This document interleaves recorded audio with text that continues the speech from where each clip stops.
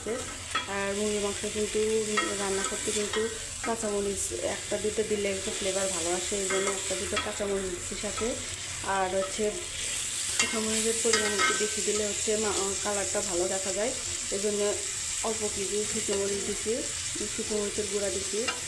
আর দেখো আমার এই রান্নাটা কিন্তু প্রায় হয়ে আসছে, একটু ভাজা ভাজা করবো, এই জন্যই নাড়াটার উপরেই আসি।